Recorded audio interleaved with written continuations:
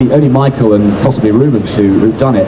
How's that going to affect the way you approach a Grand Prix? It is very different, and already I've been talking to the team a lot about how we deal with it best. And there are so many different options and so many different ideas of how the driver is going to drive the car differently and look after the fuel, the tyres, the brakes, everything. But you know, most teams don't get to practice that before the first test, but we have a very high-tech simulator at McLaren, so in a way we do have an advantage that we're able to work with the car before we actually get onto the circuit.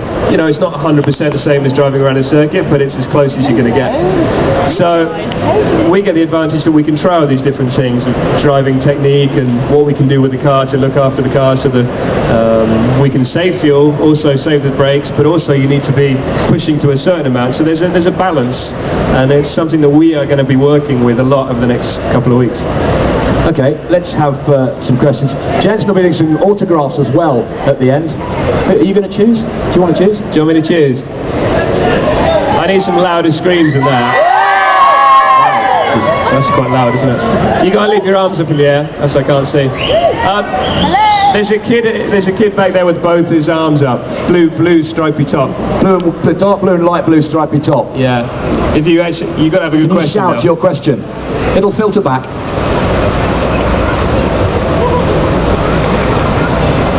What was it like crossing the line as the world champion? Was that the question? Okay. Not with your hearing. Hey. No.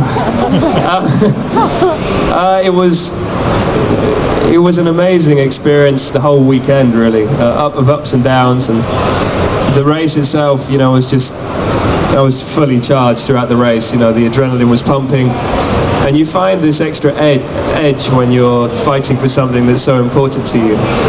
And about 5 laps to go, I felt that I just had to relax, you know, make sure everything's okay. And I kept saying to the team, is the engine okay? It sounds a bit strange. And so I turned down the power of the engine and use less fuel, and they're like, no, just relax, just be yourself. And then 3 laps before the end of the race, they said, it's going to rain in 1 lap. And I was thinking, you are kidding me. But it didn't, luckily enough. And I crossed the finish line and heard the whole team on the radio screaming at me.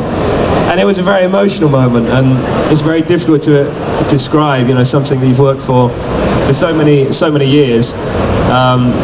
Finally, it all comes to you when you've been working so hard for it. So it was a great feeling, and I'm so happy that I achieved my first World Championship with a team I'd worked with for so many years, 7 years, to succeed and to win, and we actually did it together. So very proud of the whole team, and I think your first World Championship is very special, but I think when you win your second, that's probably even more special, because it doesn't get any easier. You know, I think 70% of people that in sport that win a World Championship, they don't succeed the next year. So it's about taking the positives and trying to work out where those 30% went right, and that's what I'm doing at the moment.